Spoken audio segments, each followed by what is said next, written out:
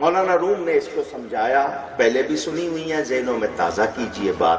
فرماتے ایک بچہ گیا میلے میں، باپ نے جاتے ہوئے اس کو نوٹ دے دیا، آج کے حساب سے سمجھ لیجئے 150 کا نوٹ دے دیا، جاؤ میلے میں جا رہے ہو، کھیلنے کو جی چاہے گا، جھولے کو یا کھانے پینے کو رکھ لو۔ وہ بچہ گیا، جیب میں نوٹ ہے، جیب کا ترا جس کو آپ کہتے ہیں پک پاکٹ، وہ بھی آیا ہوا، وہ بھی میلے میں پھر رہا۔ اس نے دیکھا بچہ نادان ہے، ناسمجھ ہے، وہ موقع پائے گا اور اس کی جیب سے وہ نوٹ نکال لے گا۔ اب بچے کا دل چاہ رہا ہے کچھ کھانے پینے کو، جیب دیکھی تو خالی، اس کے لیے میلے میں اب کوئی مزہ نہیں ہے، دیکھ تو رہا ہے لیکن اس کے سارے مزے ختم، نہ جھولا لے سکتا ہے نہ کچھ کھا سکتا ہے، وہ بیکار ہو گیا۔ اسی میلے میں اسی عمر کا ایک اور بچہ ہے، وہ بھی چل رہا ہے، اس کی جیب میں بھی نوٹ ہے، مگر اس نے اپنے بڑے کا ہاتھ پکڑا ہوا ہے، باپ کا، چچا کا، کسی بڑے کا۔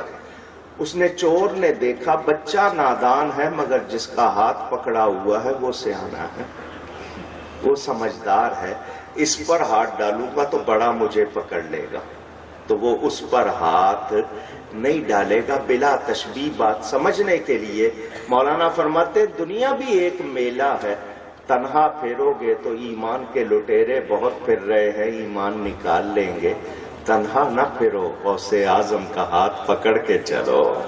خواجہ غریب نواز کا ہاتھ، کسی ولی اللہ کا ہاتھ پکڑ کے چلو تاکہ شیطان سے بچے رہو۔ تو ہم اسی لیے اللہ والوں سے نسبت قائم کرتے ہیں، اور قرآن میں ہے یوم ندعو کل اناس بامامہم، قیامت کے دن لوگوں کو اماموں کے ساتھ پکارا جائے گا، اور کہاں فلاں امام کے ماننے والے آ جاؤ، تو ہم ان کی نسبت یہی اختیار قادری، نقشبندی، چشتی، سہروردی، اسی لیے کہ یہ کل بھی ہم نسبت ہمارے کام آئے گی۔